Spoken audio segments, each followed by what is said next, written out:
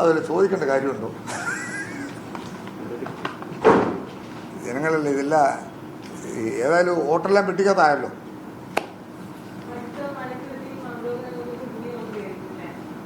അസുഖമായിട്ട് government ഏതായാലും പുതിയ government വരാതിരിക്കാൻ പറ്റത്തില്ലല്ലോ.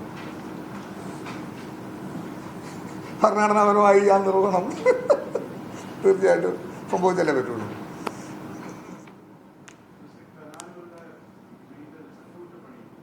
ഡാമുകളുടെ ഏതിൻ്റെയാ?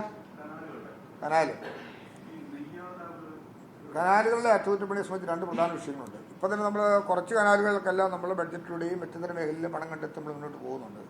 പണ്ട് നമുക്കിത് ഈ തൊഴിലുറപ്പ് പദ്ധതിയുടെ ഭാഗമായി കുറേ കനാൽ മെയിൻ്റനൻസ് ഒക്കെ നടത്തിയിരുന്നു. പക്ഷേ വൺ ടൈമായിട്ടുള്ള വർക്കുകൾ അവർക്ക് ആവർത്തന സ്വഭാവമുള്ള ജോലികൾ ചെയ്യാൻ പാടില്ല എന്നുള്ള നില വന്നതോടുകൂടി ആ തൊഴിൽ നമുക്ക് അവിടെ ചെയ്യാൻ കഴിയാതെ വന്നു. അത് സാരമായി തന്നെ ബാധിച്ചു. അല്ലെ എല്ലാ വർഷവും തൊഴിലുറപ്പ് പദ്ധതിപ്പെടുത്താൻ ചെയ്തു പോകാൻ കഴിയുന്ന ഒരു സ്ഥിതിയായിരുന്നു ഉണ്ടായിരുന്നത്. അത് കുറച്ച് ബുദ്ധിമുട്ട് നമുക്ക് രൂപപ്പെടുത്തിയിട്ടുണ്ട്. എങ്കിലും അത്യാവശ്യമായി ജല ഒഴുക്ക് വേണ്ടപ്പെട്ട മേഖലയിൽ നമുക്ക് ഇത്തരം വർക്കുകൾ ചെയ്യുന്നതിന് വേണ്ടിയുള്ള വർക്കുകൾ പ്ലാൻ ഫണ്ടിൽപ്പെടുത്തിയും നോൺ പ്ലാനിൽപ്പെടുത്തിയും നമ്മൾ അറേഞ്ച് ചെയ്ത് കൊടുത്തിട്ടുണ്ട്. കൂടാതെ ബഡ്ജറ്റ് പ്രൊവിഷനിൽ കൊണ്ടുവന്നും കുറേ വർക്കുകൾ അറേഞ്ച് ചെയ്തിട്ടുണ്ട്. പിന്നെ കനാലുകളെല്ലാം തന്നെ പഴയതാണ്. 10, 40, 50 വർഷം പഴക്കമുള്ള കനാലുകളാണ് നമുക്കുള്ള കനാലുകളിൽ ഭൂരിപക്ഷവും. അപ്പം അതൊക്കെ നമുക്ക് മാറേണ്ട ഒരു സമയം തന്നെയായി. മാറേണ്ടതിനാൽ പുനർനിർമ്മിക്കേണ്ട സ്ഥിതി വരെ ഉണ്ടാകുന്ന പല സ്ഥലങ്ങളും ഉണ്ട്, റീച്ച് ചെയ്യപ്പെടുന്നുണ്ട്. അപ്പോൾ അതെല്ലാം ചെയ്യുന്നതിന് വേണ്ടിയുള്ള പദ്ധതികളെല്ലാം ആവിഷ്കരിച്ച് പ്രോജക്റ്റൊക്കെ തയ്യാറാക്കി റിപ്പോർട്ടുകളൊക്കെ നമ്മൾ സബ്മിറ്റ് ചെയ്ത് വെച്ചിട്ടുണ്ട്. അത് പിന്നെ ഏതെങ്കിലും ഏജൻസി മുഖാന്തരം ഫണ്ട് ലഭ്യമാക്കിക്കൊണ്ട് ചെയ്യാൻ കഴിയുമെന്ന് നോക്കുന്നുണ്ട്. അല്ലെ ധനകാര്യം ബഡ്ജറ്റ് മുഖാന്തരം ചെയ്യാൻ പറ്റുമോ എന്നുള്ളതിനെക്കുറിച്ച് ആലോചിക്കുന്നുണ്ട്.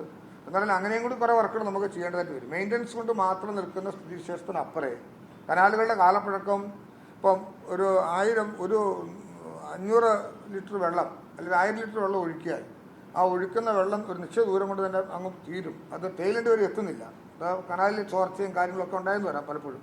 അപ്പം അങ്ങനെയുള്ള വിഷയങ്ങൾ നേരിടുന്നതിനുള്ള ഒരു സാഹചര്യങ്ങളെ കൂടി അതിജീവിക്കാനുള്ള തയ്യാറെടുപ്പുകൾ തുടർന്നു വരുന്നുണ്ട്.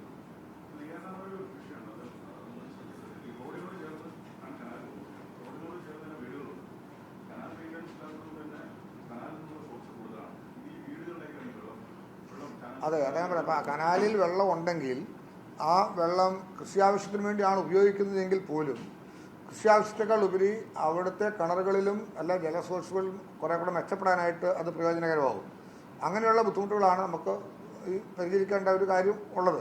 ഇതിനെ പറഞ്ഞാൽ അത് കുറച്ചൊക്കെ ഇങ്ങനെയുള്ള പ്രശ്നങ്ങൾ രൂപപ്പെടുന്നു എന്നുള്ളത് കൊണ്ട് തന്നെ ഇപ്പം മലമ്പുഴയിൽ നമ്മൾ വെള്ളം വിടുന്നതെന്ന് പറഞ്ഞാൽ ഇറിഗേഷന് വേണ്ടി അല്ല, അവിടെ കുടിവെള്ളത്തിന് വേണ്ടി മാത്രമേ ഇപ്പം അവിടെ നമ്മൾ യൂസ് ചെയ്യുന്നത്. കാര്യം കുടിവെള്ളമാണ് ഇപ്പോഴത്തെ പ്രധാനപ്പെട്ട വിഷയം. എന്നാൽ ഈ അടുത്ത മാസം കഴിയുമ്പോഴത്തേനും കുടിവെള്ളം ഇറിഗേഷനോടെ വെള്ളം ഷെയർ ചെയ്യേണ്ടി വരും.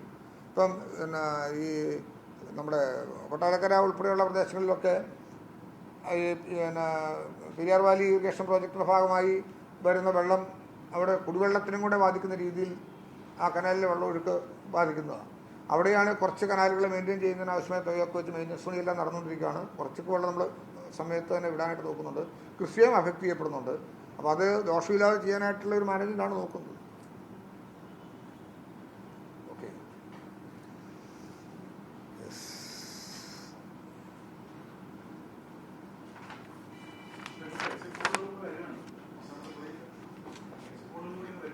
ഏതാ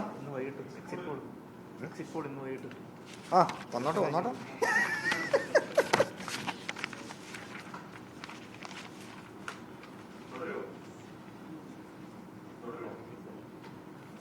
അതിൽ ചോദിക്കേണ്ട കാര്യമുണ്ടോ? ജനങ്ങളല്ലേ ഇതെല്ലാം ഏതായാലും വോട്ടെല്ലാം വെട്ടിക്കകത്തായല്ലോ.